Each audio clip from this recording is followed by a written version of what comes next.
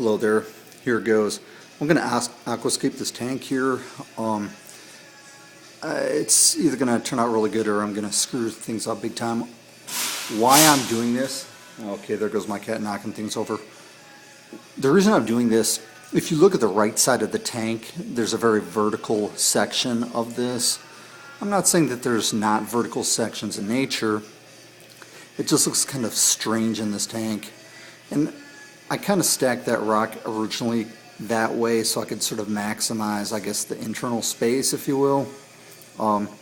Whatever, it doesn't really work so good. There's not a lot you can put on this vertical edge. I have some fluorescent green mushrooms, and they kind of open up, but I think they'd be better if they were kind of like flat pointing straight up. I don't know if you can really see them there. Obviously you can see them better when the hood's down, but I'm gonna probably shave some off the inside.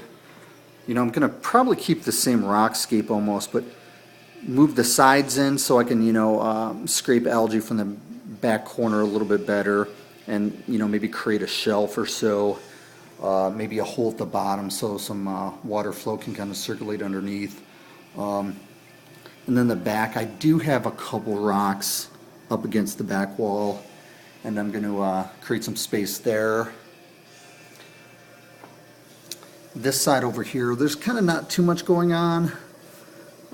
There's this toadstool that just sort of fell down in the abyss at one time. I had this large one in back at this area first, and it really didn't do much, and part of it fell apart into this abyss, and it attached and started growing.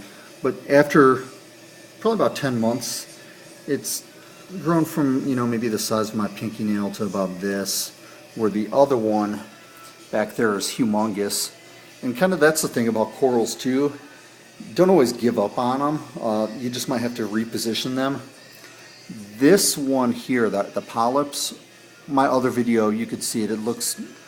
It's larger, it's spread really well, but I kind of removed a portion and thinned that down a little bit. But in any event, it started off on one of those fragging discs. It wasn't doing well there, and it looked like it was dead, so I moved it down here, and you know, it started slightly spreading, and then the dead one over here took off, and it just went crazy. So, you know, if something's not really going the way you plan, just sort of move it a little bit. Maybe it needs a little bit more light, or less light, or less or more flow. So what I'm also going to do here, I'm going to build up the rock in this, where that red mushroom is, kind of a little higher, and then maybe build the back a little lower, and then kind of do something with this, maybe trim some of that down at the back of the rock and scoot it back a little bit. It just seems like it's a flat drop off, and I want it to be more step-like in appearance. Maybe create a couple more open caves for better water circulation. I did decide I'm going to buy an MP10. These little pumps in back really don't do much. I have a little Coralia Nano pump in back there.